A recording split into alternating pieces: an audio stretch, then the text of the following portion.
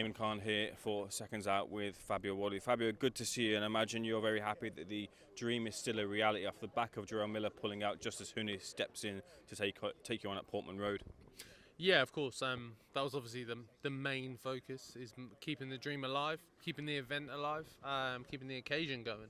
And we got very fortunate in having a great competitor in Justis Huni in the opposite corner as well, because at relatively short notice, it is obviously hard to find a good competitor, someone of good quality, but credit to him, he had the heart in him to take the opportunity and dive straight into it. How involved were you personally in that decision-making process for the opponent? Well, yeah, like the final say is with me. It is the yay or nay from me. There's a short list of opponents, and to be honest, it was a very short list. But ultimately, I thought Justis Huni was good for a number of reasons. I thought he's an entertaining fighter. That undefeated record, he's not coming to just roll over. Another thing, him and his team were very quick to say yes as well.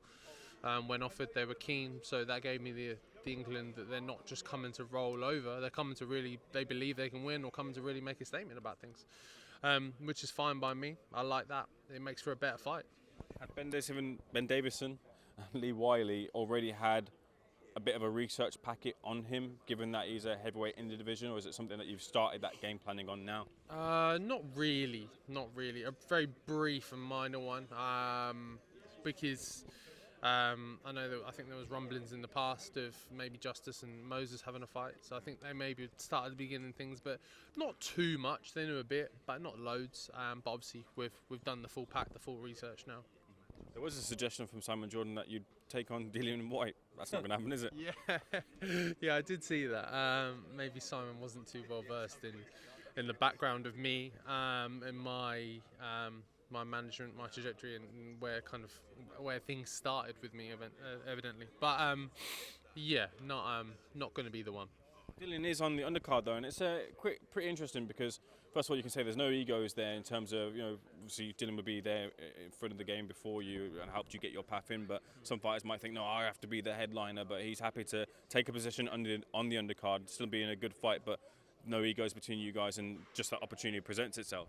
No, 100%, and I think that proves our relationship and his character as a man, as my manager, is looking out for me as a boxer as well. Is that, ego aside, he wants to be active, busy, and fight on big shows, and thankfully I've got a big show coming up and I'm able to have him on, and it's great to not just have him on but to share in that moment with him, because this will be a special moment for me, and to have that shared with the guy who gave me my real big chance, my real big start, is something special.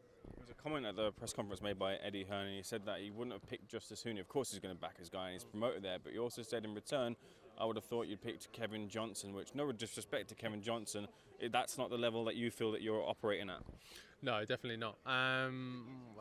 Like I'd pay more attention to what Frank said about knowing me, and Spencer said it himself. Like, they've never known me to say no to anyone, and where I've turned anyone down at all. So, look, I look for the big fights. I look for the high pressure fights, the high occasion fights, and that's all I want to do with this one as well.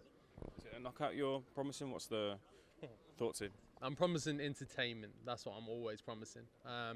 The knockout usually comes along with that, but I can always guarantee and promise entertainment. Thoughts on a couple of other things. First of all, Usyk versus Dubois 2. What do you think of that fight? Yeah, I think it's a great fight. Dubois obviously had a little bit of a kind of growth since that first fight with Usyk. So it will be good for him, but I'm probably still edging it to Usyk at the moment. Injury to AJ means that I guess he's out of competition for the moment, but we might not see that Fury versus AJ fight. It seems lined up for. Yeah, maybe not. But look, injuries are a part of boxing. There's still a lot of time to go in the year. So he may get through his injury, whatever. I think he's announced a surgery or something like that. So get through that, and then towards the back end of the year, they can still pull that off if Fury comes out of his mysterious retirement. Fabio, much appreciated. Thanks for being here. Seconds Out. Looking forward to you fighting at Portman Road as well. Congratulations. Cheers, mate. Thank you.